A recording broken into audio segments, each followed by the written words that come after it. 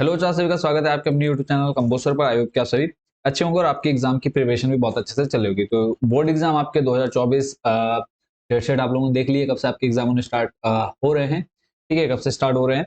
तो I hope date sheet आप सभी बच्चों ने देख ली होगी। तो बात करें कि इस बार कैसे क्वेश्चन रहने वाले हैं, क्वेश्चन पेपर का जो लेवल है वो कैसा रहेगा, इजी पेपर आएगा, हार्ड पेपर आएगा, पूरा डिस्कस करने वाले हैं इसमें। और बाकी जो इंपॉर्टेंट क्वेश्चन आएंगे इस बार आपकी बोर्ड एग्जाम में वो भी हम सारे देखेंगे। ठीक है, तो जो आपके क्वेश्चन पेपर आप देखेंगे बोर्ड एग्जाम में, तो उसमें आपसे 4 तरह के प्रश्न पूछे जाते हैं। एक आपका अगर हम देखें तो एक आपके वैकल्पिक प्रश्न पूछे जाएंगे जो आप स्क्रीन पर देख पा रहे हैं। ठीक है, इस तरह से कुछ प्रश्न पूछे जाएंगे। इसके अलावा कुछ आपसे वैकल्पिक प्रश्न पूछे जाते हैं जिनका आंसर आपने एक या दो शब्दों में देना होता है। फिर आपसे विस्तृत पूछे जाते हैं, विस्तृत, और इसके अलावा अति लघु और लघु पूछे जाते हैं जैसे आप देख रहे हैं। ठीक है, लघु हो गया, अति लघु हो गया, निश्चित हो गया, बहुविकल्पी हो गया, इसके अलावा विस्तृत प्रश्न। तो इस मतलब 3 से 4 तरह के प्रश्न आपसे एग्जाम में पूछे जाते हैं। कौन से प्रश्न का आंसर कितना लंबा देना है वो भी हम इसमें डिस्कस करेंगे। बाकी अगर आपको ये सारे इंपॉर्टेंट क्वेश्चन की पीडीएफ चाहिए, ठीक है, तो वो आप कैसे ले सकते हैं पहले हम वो डिस्कस कर लेते हैं। वो पूरी प्रोसेस मैं आपको बता देता हूँ कि आप ये पीडीएफ कहाँ से ले सकते हैं। और इस वीडियो में हम सिर्फ लॉन्ग क्वेश्चन यानी विस्तृत उत्तरीय प्रश्न देखने वाले हैं। तो बाकी के जो क्वेश्चन है वो आपको पीडीएफ में मिल जाएंगे। पीडीएफ आप कैसे डाउनलोड कर सकते हैं उसके लिए आपने सिंपली क्या कर लेना है, आपने जहाँ पर इंटरनेट यूज करते हैं वहां पर सर्च कर लेना है कंबोज सर।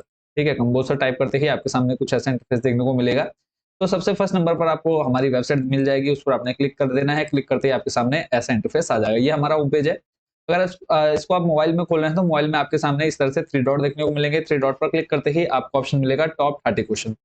ठीक है, तो इस टॉप 30 क्वेश्चन पर आपने क्लिक कर देना है। टॉप 30 पर क्लिक करते ही आप देखेंगे कि यहाँ पे आपको क्लास का ऑप्शन देखने को मिलेगा। क्लास 9 10 थोड़ा सा नीचे जब आएंगे, क्लास 9 10 11 12, तो फिलहाल हम क्लास 10 की वीडियो देख रहे हैं तो क्लास 10 पर आपने क्लिक कर देना है। क्लिक करते ही थोड़ा सा नीचे आना है, यहाँ पे आप देखेंगे गृह विज्ञान। ठीक है, गृह विज्ञान आपने उसके बाद क्लिक केयर पर क्लिक कर देना है। गृह विज्ञान पर क्लिक करते ही आपको यहाँ पर जो भी मैंने आपको टाइप्स बताए हैं क्वेश्चन के वो सारी पीडीएफ आपको यहाँ पर देखने को मिल जाएगी। देखो, वैकल्पिक, निश्चित, अति लघु और लघु और दीर्घ। तो किसी भी पीडीएफ पर आप क्लिक करेंगे तो यहाँ पर आपको सभी पीडीएफ देखने को मिल जाएगी। देखो, कक्षा 10 जो आपके हैं, और इनका मैंने बहुत ही कम चार्ज रखा हुआ है ताकि आप इसको इजीली ले सके और आप एग्जाम की प्रिपरेशन जो है वो काफी अच्छे से कर सके। कोई भी डाउट, कोई भी प्रॉब्लम आती है तो आप हमें ये व्हाट्सएप नंबर है, इस पर आप कांटेक्ट कर सकते हैं। ठीक है, अगर परचेस करने में कोई भी प्रॉब्लम आती है या कुछ भी आप पूछना चाहते हैं तो ये आप व्हाट्सएप नंबर है, इस पर आप हमें कांटेक्ट कर सकते हैं।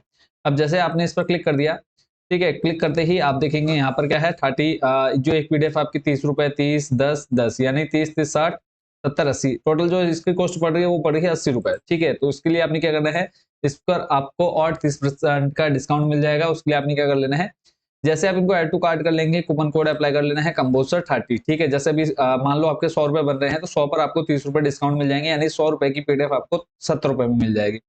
तो कूपन कोड अप्लाई कर लेना है। उसके बाद आप प्रोसीड टू चेकआउट, फोन पे, गूगल पे, किसी के थ्रू भी आप अपनी पेमेंट कर सकते हैं। कोई भी प्रॉब्लम आती है व्हाट्सएप नंबर मैंने आपको बता दिया, आप उस पर कॉन्टैक्ट करिए, इसलिए आपको पीडीएफ देखने को मिल जाएगी। ठीक है, या फिर आप हमें अपनी डिटेल्स बता करके व्हाट्सएप पर भी आप अपनी पीडीएफ मंगा सकते हैं। अब बात करते हैं इंपॉर्टेंट क्वेश्चंस की। देखो, इसमें आपको अति लघु और जो ये शॉर्ट, वेरी शॉर्ट क्वेश्चन है वो आपको इस पीडीएफ में मिल जाएंगे, और निश्चित उत्तर प्रश्न मिल जाएंगे, एमसीक्यू, इस तरह के सारे प्रश्न आपको मिल जाएंगे। तो फिलहाल इस वीडियो में हम डिस्कस करने वाले हैं कुछ लॉन्ग क्वेश्चंस, तो इनको आपने अच्छे से देख लेना है। तो बात करें, देखो सबसे पहला जो प्रश्न ये है आपका 2011 16 19 में आ चुका है। विकास की परिभाषा लिखिए, इसकी विशेषताओं का वर्णन कीजिए। तो इस क्वेश्चन का आंसर बच्चों मैं यहाँ पे आपको पूरा डिटेल में दिखा देता हूँ। जो बच्चे पीडीएफ नहीं परचेस करना चाहते हैं वो यहाँ से आप स्क्रीनशॉट ले सकते हो और इसको आप अच्छे से तैयार कर सकते हैं। तो विकास के परिणाम स्वरूप होने वाले परिवर्तन, आप इसको पूरा डिटेल में आराम से पढ़ ले। देखो, आंसर काफी लंबा रहने वाला है तो हम इसलिए सिर्फ मैं आपको क्वेश्चन बता दे रहा हूँ। अगर आपके पास नोट्स वगैरह है तो आप वहां से भी इसको तैयार कर सकते हैं। तो पूरी डिटेल के साथ यहाँ पे इस क्वेश्चन का आंसर आपको दिया गया है। अगला जो प्रश्न है वो है बाल विकास को प्रभावित करने वाले मुख्य कारकों का उल्लेख कीजिए। विकास को प्रभावित करने वाले मुख्य कारक कौन कौन से है, ये प्रश्न आपसे पूछा जा सकता है थोड़ा सा घुमा फिरा करके। तो इसका आप आंसर देख पा रहे हैं पूरा कंप्लीट। उसका नेक्स्ट जो क्वेश्चन है आपका, उस पर चलते हैं आपको लेकर के। विकास के नियमों की व्याख्या कीजिए, विकास से आप क्या समझते हैं। और ये प्रश्न आपका 12 13 19 15 18 22 23, यानी हर साल इस क्वेश्चन ने आना ही आना है। देखो, 12 13 में आया है, फिर 15 में आया है, फिर 18 में आया है, 19 में आया है, 22 में आया है, 23 में आया, यानी इस बार भी आपके एग्जाम में 100% ये है कि आएगा ही आएगा। तो इस प्रश्न का उत्तर आप बच्चों पूरा कंप्लीट देख पा रहे हैं।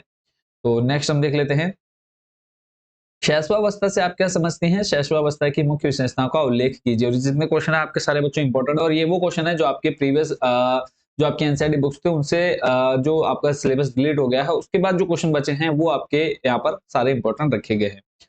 ठीक है, तो पीडीएफ जो बच्चे परचेस करना चाहते हैं व्हाट्सएप पर संपर्क कर सकते हैं, कांटेक्ट कर सकते हैं, मैसेज कर सकते हैं, जैसा भी आपको जितनी पीडीएफ चाहिए है उसके लिए हम आपको एक लिंक दे देंगे पेमेंट करने के लिए, तो वो पीडीएफ आपको डायरेक्ट व्हाट्सएप पर भी देखने को मिल जाएगी। ठीक है, और तो अगला जो प्रश्न है, शैशवावस्था की स्पष्ट परिभाषा दीजिए। आप इसका यहाँ से आंसर कंप्लीट देख लीजिए। नेक्स्ट चलते हैं आपके अगले प्रश्न पर। शैशवावस्था शैशवावस्था में सामाजिक विकास पर लघु निबंध लिखिए, यानी आपको निबंध लिखना है शॉर्ट में।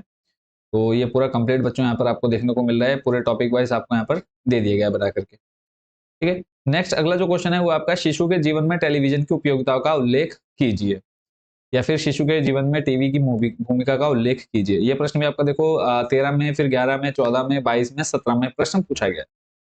तो इसको भी आपने अच्छे से प्रिपेयर कर लेना है। लाभ फिर हानियां, टीवी से क्या क्या हानियां हो सकती है। और अगला जो प्रश्न है वो है, खेल क्या है? खेल के विभिन्न प्रकारों का वर्णन कीजिए अथवा खेल के विभिन्न प्रकारों का उल्लेख कीजिए। नेक्स्ट आपके क्वेश्चन पर लेके चलता हूँ, और ये देखो सारा आंसर जो है कंप्लीट सॉल्यूशन बच्चों दे रखा है, तो इस पूरे आंसर को आपने अच्छे से याद कर लेना है। देखो ऐसे होम साइंस में बच्चों आपका क्या होता है कि एक बार क्वेश्चन के आंसर को अगर आप पढ़ लेते हो तो आप उस पर आराम से बना करके काफी लिख सकते हैं। नेक्स्ट जो क्वेश्चन आप देख रहे हैं उस पर चलते हैं, वो है, बच्चों की खेल सामग्री से आप क्या समझती हैं? खेल सामग्री की आवश्यक विशेषताओं का भी उल्लेख कीजिए। 12, 14, 15 में देखो ये प्रश्न आपसे पूछा गया है, इस पर पूरा पूरा चांसेस क्वेश्चन के आने का। तो खेल सामग्री की आवश्यक विशेषता है वो आप यहाँ पर देख पा रहे हैं। और उसके बाद नेक्स्ट जो क्वेश्चन रहने वाला है, देखो आप आंसर वीडियो को रोक लीजिए या फिर स्क्रीनशॉट लेकर के आप इनको ले सकते हैं या पढ़ सकते हैं।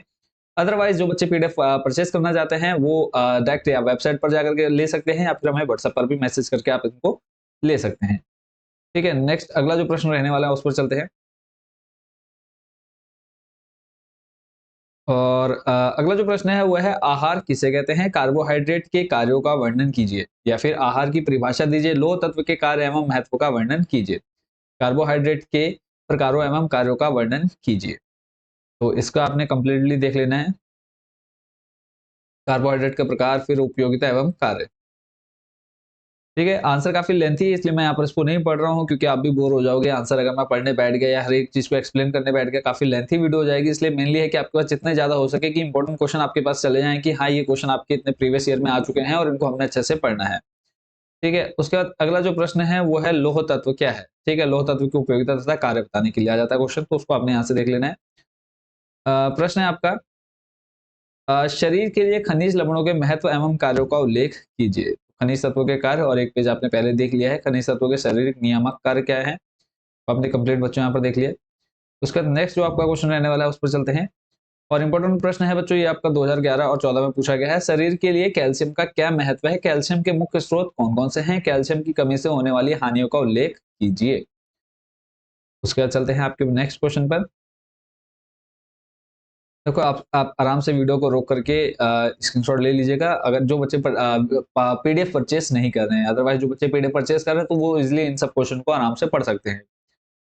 और अगला जो प्रश्न है देखो 11, 12, 18, 23 में पूछा गया है, आहार नियोजन से आप क्या समझते हैं? आहार नियोजन से प्राप्त होने वाले लाभों का भी उल्लेख कीजिए। फिर आहार नियोजन की क्या आवश्यकता है? देखो प्रश्न आपका किस तरह से घुमा करके पूछा जा सकता है वो आप यहाँ पे देख पा रहे हैं। तो आहार नियोजन का पूरा अर्थ यहाँ पे आपको अच्छे से समझा दिया गया है। और उसके बाद नेक्स्ट जो क्वेश्चन रहने वाला है उस पर चलते हैं।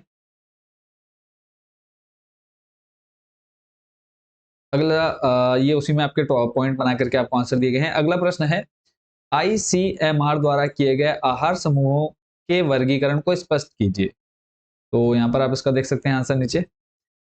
मूलभूत आहार समूहों से क्या आशय? ये उसी का प्रश्न है, जैसे आपने ये प्रश्न इधर पढ़ लिया उसी का सेम है। तो यहाँ से इसका आंसर भी आप बच्चों अच्छे से तैयार कर सकते हैं। ठीक है, कंप्लीट यहाँ पे विद्यमान पोषक तत्व कौन से हैं, मुख्य भोज्य पदार्थ कौन कौन से हैं, वो कंप्लीट यहाँ पे आपको दिया गया है।